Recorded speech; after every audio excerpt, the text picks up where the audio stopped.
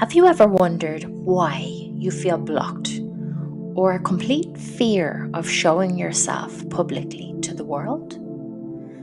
Do you have alcoholism or drug abuse in your family lineage? Do you find it difficult to be affectionate or show love towards others, or even say, "I love you"? Do you feel passionately angry when you see unfairness in the world?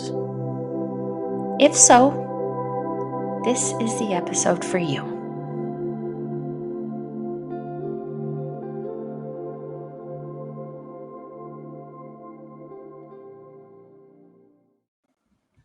In this episode, I'm going to explore generational and ancestral trauma, what I've done to heal any possible ancestral trauma in my life, and then give you some tips to help you release any possible trauma from your ancestral line that you may have and you don't realize, or maybe you do realize. So the reason I've decided to do an episode on ancestral trauma is that I've actually been through this deep healing myself, and it's still ongoing. I'm still healing and I'm releasing it, and the relief, the absolute weight that's lifted off my shoulders is very noticeable. I feel a little lighter. I felt a little lighter as soon as it happened. And then the more I do it, the more subtle the feeling is. But it's definitely a noticeable thing. And I know because I'll explain a little bit more what exactly I healed.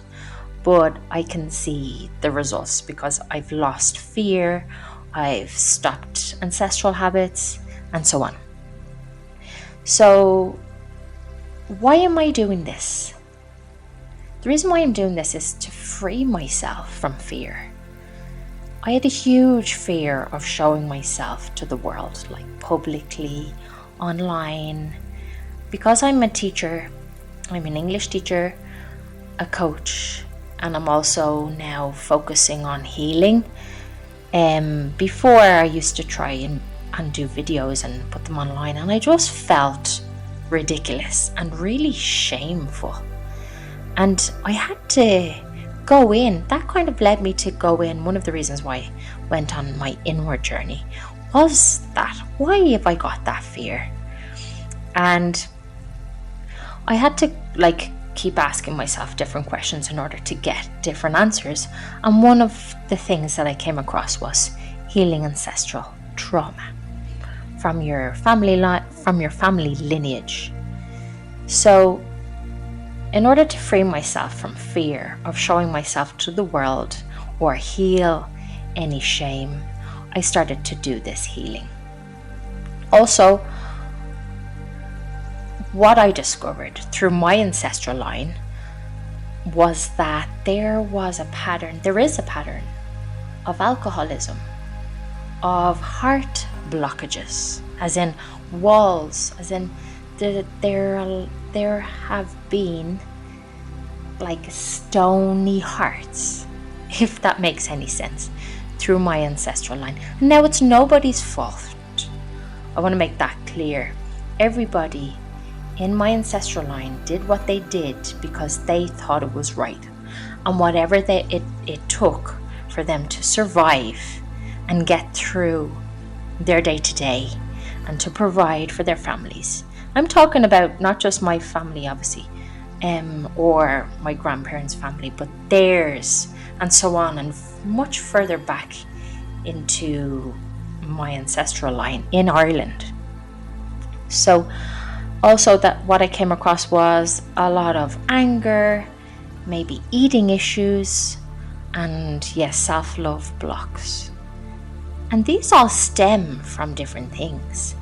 I'm not sure if you're aware of Irish history, but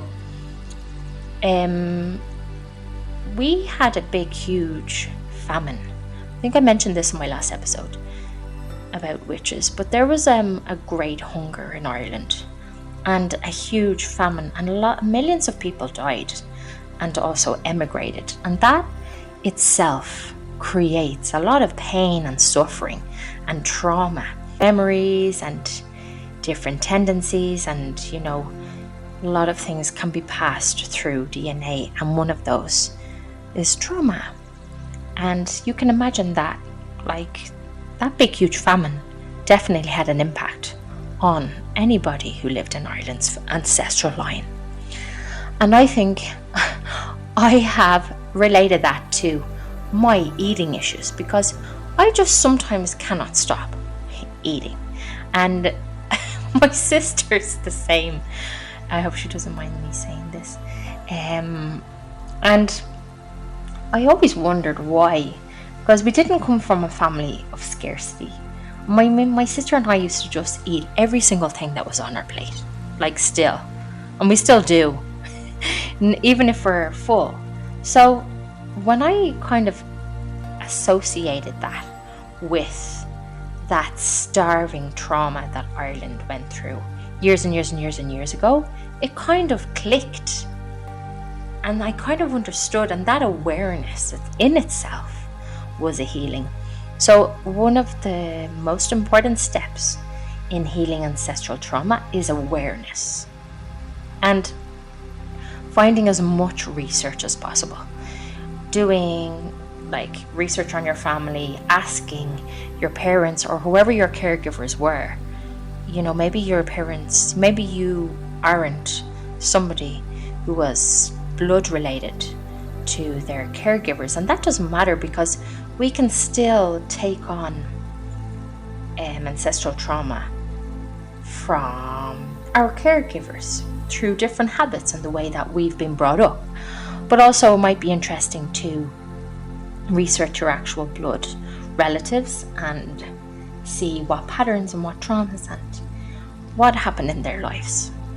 So going back onto the topic, another thing that I discovered through my ancestral line, and that's quite common throughout Ireland, is alcoholism.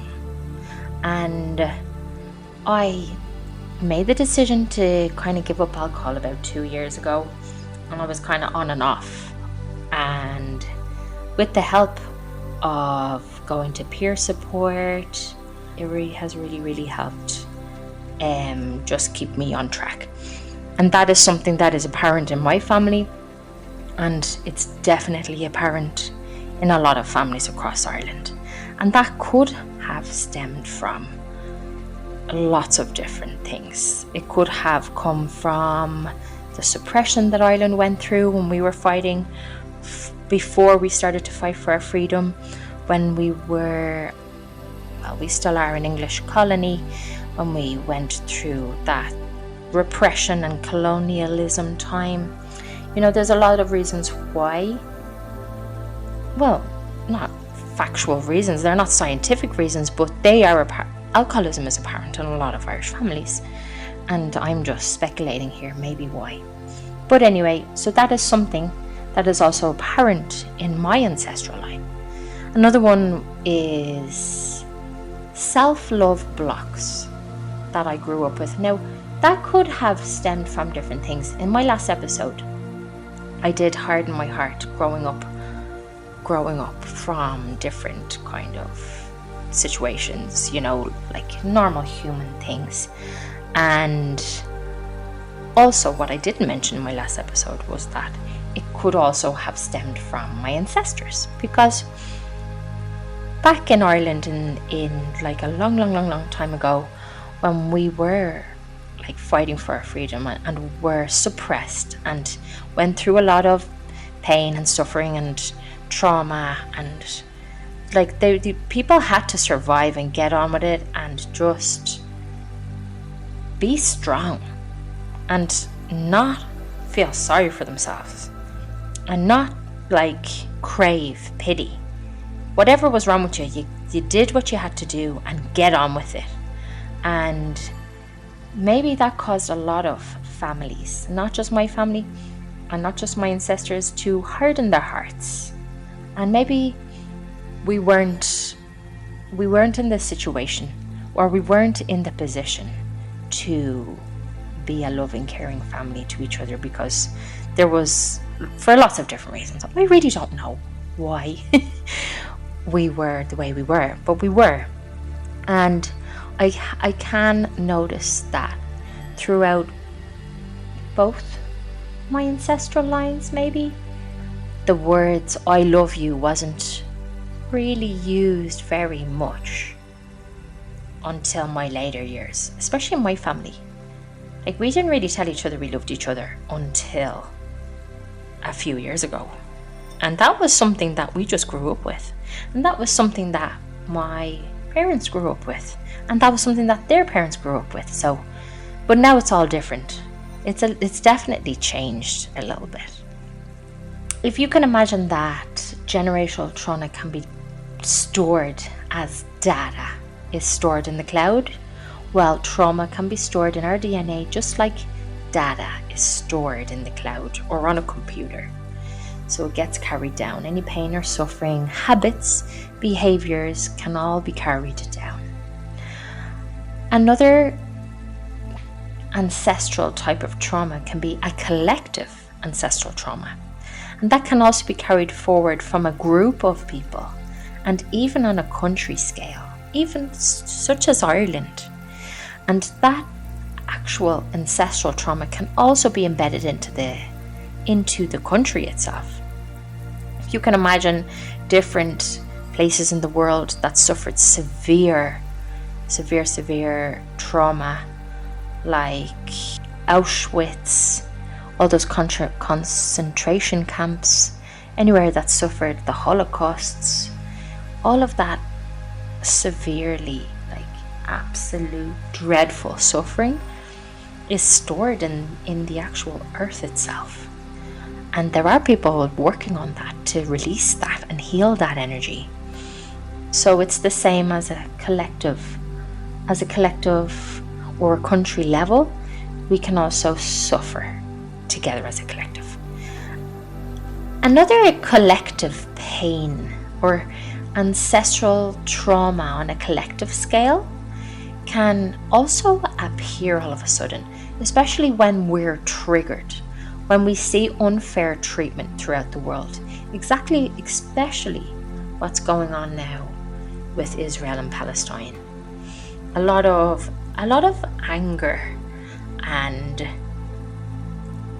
instant retaliation and trauma, ancestral trauma, might bubble up, especially if you're from a country that suffered through colonialism or suffered through oppression or fought for your freedom, and that's all like ancestral and generational and a collective trauma that's been embedded and ingrained and buried and carried through generations. Another thing that popped up for me was controlling. Now, I'm sure my family members who are listening to this are going to be laughing their heads off, because we always reflect back on each other when we're saying, "You're so controlling," and then my sister or my mom might say, "Well, no, you're so controlling. I get it from you. Well, you give it to me." And it's a controlling thing. And I know for a fact that is an ancestral thing. It's an ancestral trait that has been passed down through our family line, and it's nobody's fault. In fact, it serves us very well. Controlling can be a positive trait, because especially when you're bringing up a family and you have lots of children to manage, and you need to provide them, you need to fight for the best for your family, that's really beneficial. But then in some other aspects, controlling can be really draining.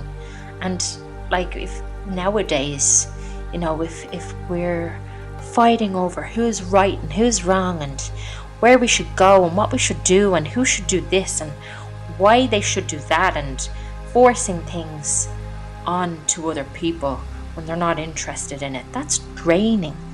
And it's like we're losing our energy by trying to encourage people to do things that we think is good for them, and it's a good thing that we're doing. But at the end of the day, it's control. And controlling in that sense, even though it's coming from a good place, it's not really beneficial for anyone unless they're open to receiving it. And if they asked for advice, like unsolicited advice, because you think somebody else might benefit from it, is a little form of controlling. If I see somebody who's really, really sick, and a lot of the time I do this, I'm like just forcing them, take some ginger, honey, lemon, all of this, and they're probably thinking to themselves, yes, Sarah, I know, I'm doing whatever it takes to make myself feel better. But it's like an innate kind of thing that comes out of me. It's a little kind of advice that they didn't ask for, and maybe they don't need.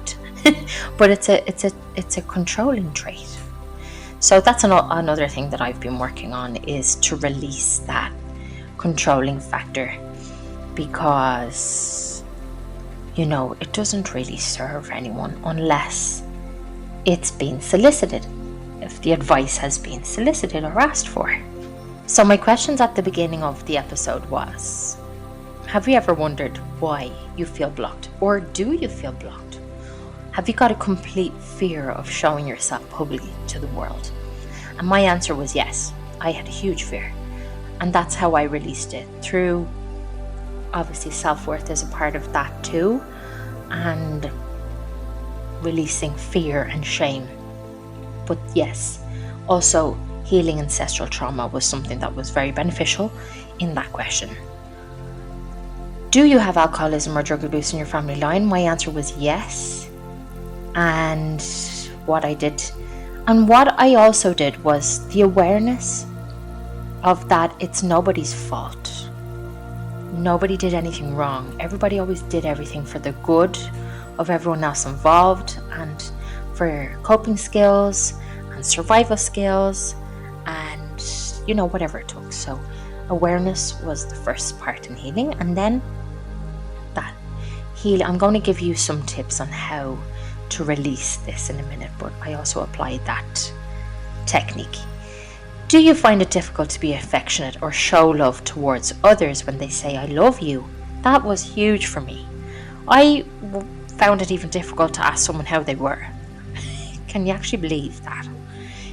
Because it just wasn't something that happened in my house, and it wasn't something that happened in my parents' house. How are you? When you woke up in the morning, you went downstairs, there wasn't any good mornings or anything like that. And I don't even think we say good morning even today.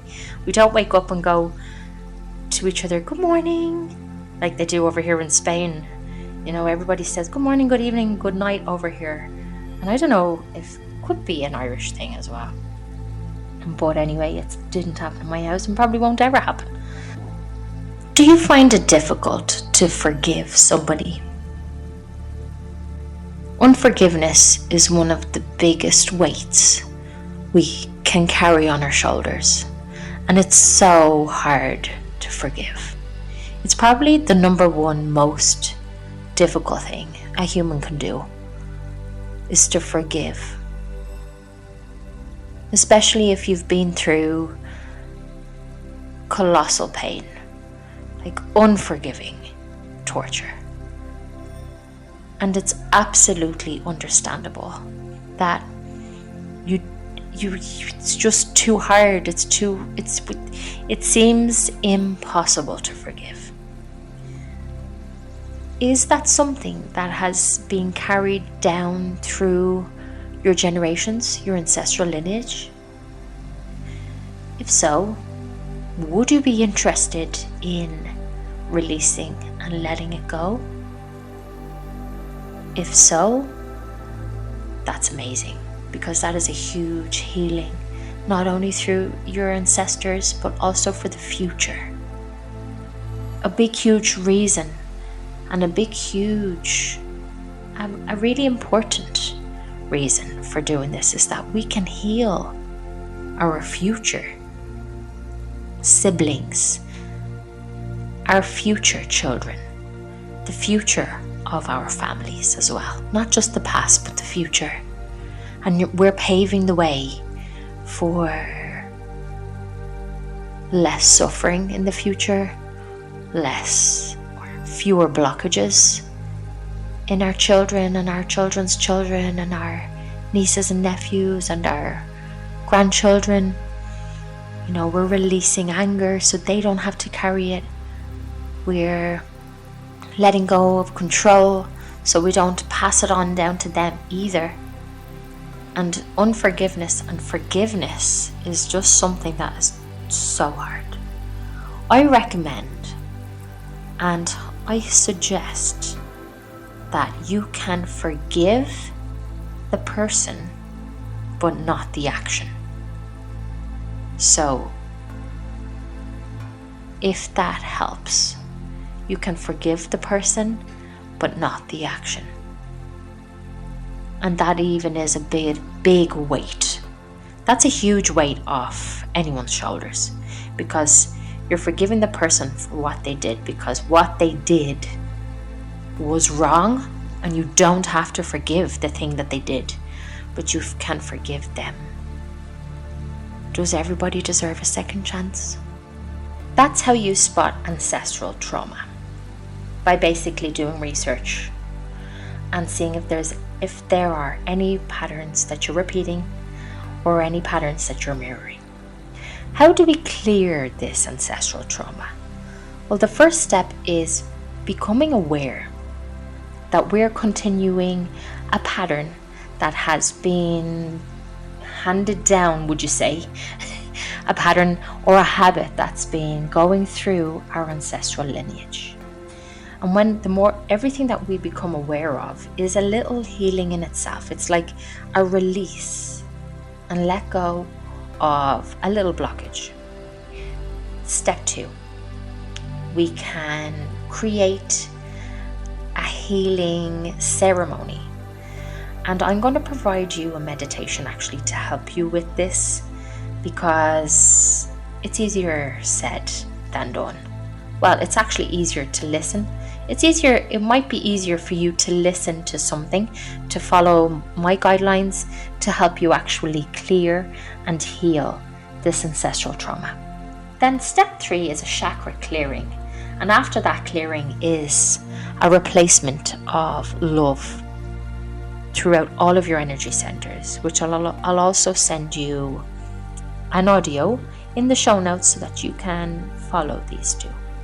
One important thing I recommend doing throughout all of this healing ancestral lineage is to have a notepad and pen and write out all of your emotions, all of the information that you found, to actually write it down, because that in itself is like a self-therapy, because you're releasing energy that has been carried down through your ancestors and family line. So I recommend having a pen and paper and writing every single step of the way down, acknowledging your feelings, how you feel into that feeling, and obviously breathe deeply throughout the whole process. And if writing on paper isn't something for you, then create a WhatsApp message to you from you. You have to add somebody else in first to make a group. So imagine you add somebody else and there's a group, and then you delete them, and then that's a WhatsApp message from you to you, and that's called a voice journal. So that's what I do really. If I don't have a pen and paper with me, I just voice journal to myself. And it's really important to document this whole thing, just because it's another form of releasing and letting go, and it's like talk therapy or pen to paper therapy, if that even exists. So yeah, it's just like letting it out, letting off steam. So please get in touch with me and let me know how you've gotten on with this ritual, this healing ritual, to help you release and let go of generational ancestral trauma throughout your family lineage. Remember, if you come across any heavy trauma that's unmanageable, please get in contact with a professional, because this can be a bit of a tough journey for some people, you're more than welcome to reach out to me, and I'll help you as best as I can. But I'm not a professional in dealing with trauma. I'm a person who has healing tools that can facilitate healing, but I'm not an expert in psychological trauma or anything like that. So please get in contact with somebody if you find that you need some assistance with that. I'm really looking forward to your comments and hearing how you get on. And remember, if you'd like to work with me, my details are in the show notes. I hope you've enjoyed this episode, and see you next week. Bye bye.